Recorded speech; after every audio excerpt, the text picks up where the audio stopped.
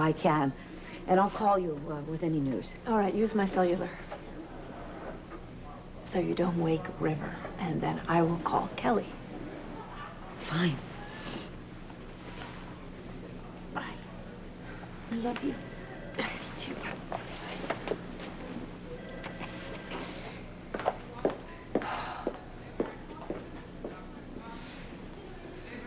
You okay? Yeah.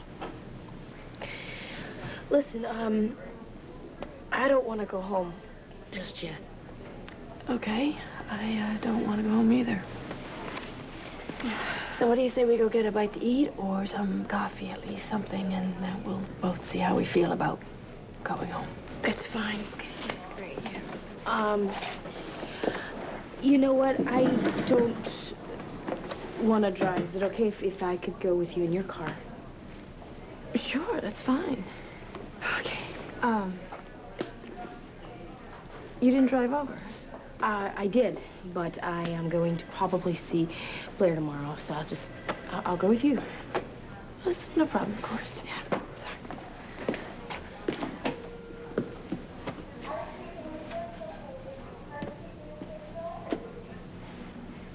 She's gonna be okay. Can't do this without you, Angel. I hope I never have to.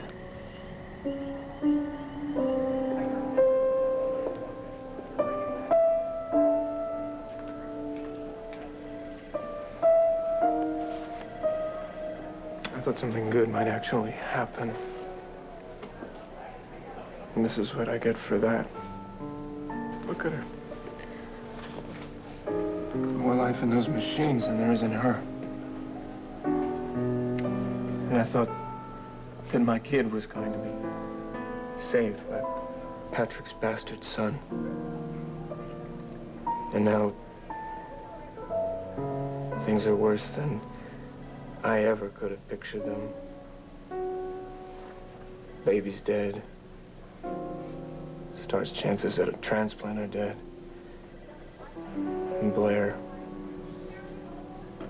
she's this close to being...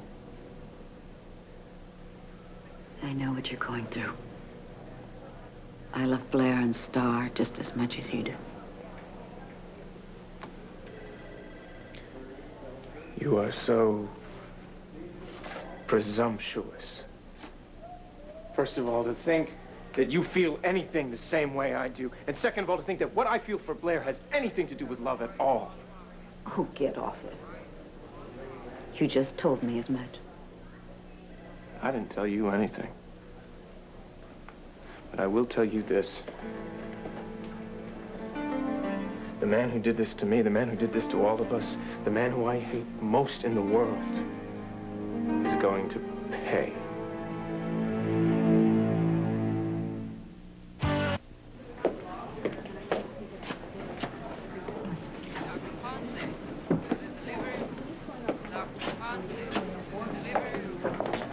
Todd, you told me you'd be here. Yeah, I'm supposed to be in there. The doctor's on the phone taking her sweet time. How are you? Same as any guy would be, with his wife at death's door and his baby not far behind. I don't even know what to say. It's so awful, and I'm so sorry. Blair and the baby and Star's whole situation now. Last time I saw you, you were so hopeful. Won't make that mistake again. Have they found another donor? It's a couple of possible gross matches. That's what I'm here to try and find out. Well, then that's good news. Blair's baby was better news. Patrick took care of that. Todd, it was an accident. Yeah. That's enough of this. What's up, Doc? What's taking so long, huh? It's the father. He's understandably upset. What were those results again? Yeah, that's not ideal, but the best we're going to get Did they from find the a donor family or not? Or the NMDP is for... Do you guys scare up a blood donor for my little girl? Well, how long is it going to take you to complete the run? Figures. It's for nothing. Todd, you have to stop this. You're not helping your daughter by turning on the people who are doing everything they can to save her.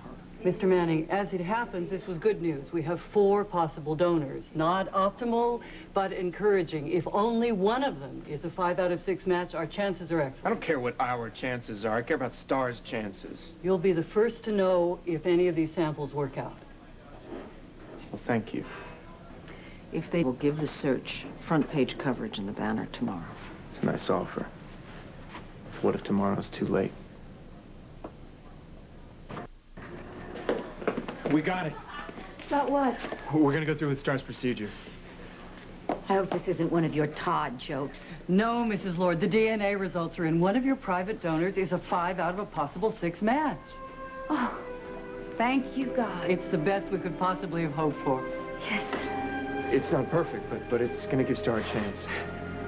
A chance of a lifetime.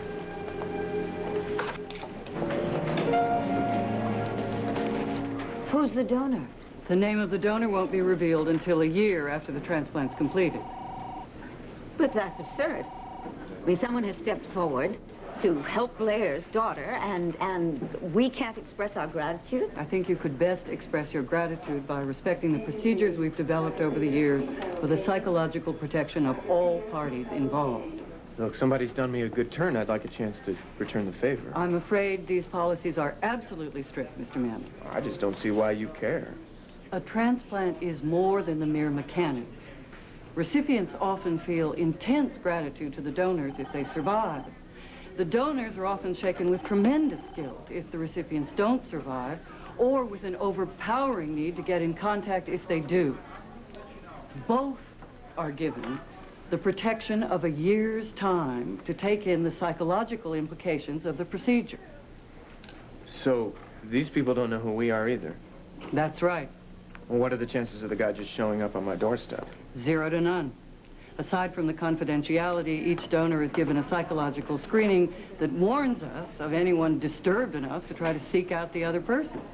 Oh, there you are. I came as soon as I heard the news. How is my little angel? Your little angel? Oh, I'm sorry. I can't help but feel a tad possessive ever since I had my little heart-to-heart with that kind young medical technician who understood my need to know whether or not my blood would return life to a suffering child. Oh, no. Yes. Oh, I was just one of many generous souls who wanted to donate my stem cells to Star, but I was the only one whose wish was fulfilled.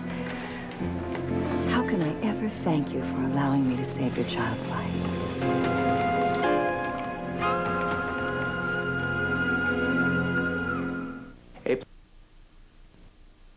Leukemia is just one of several blood diseases that can be cured with a bone marrow transplant. For more information on becoming a donor, contact the National Marrow Donor Program at 1-800-627-7692. Stay tuned for scenes from the next one. You were told that the identities of all marrow donors were to remain strictly confidential. I am saving the life of a child. Why does a miracle like that have to be kept a secret? Excuse me, I'll be back as soon as I can. You'd think I just shot someone. Again? I don't know how you could possibly not be thrilled about this. You should let this miracle into your heart. My heart is swollen with joy. And isn't it poetic justice that someone who has dedicated their entire life to other people... You? Yes. Gets to give the ultimate gift, life, to the daughter of my one true friend. And you know what this means. It means that Star's veins will run with the stuff of Russian aristocracy. She'll have noble blood. Nobility is not one of the things the DNA lab tests for. Neither, luckily, is humility. Thank God.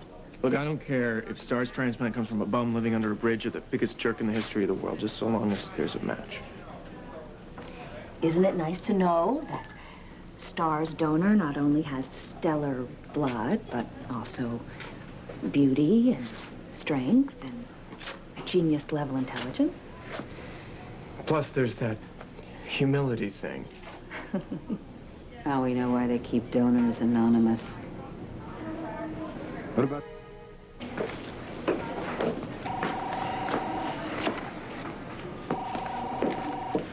Sorry for the delay. So what do we do now? We resume chemotherapy to try to strip Star of what remains of her immune system. This is what you started the other day, and then you stopped. You kicked it into reverse when Thornhart did his little kill the baby number. We didn't have a donor at that point. We had to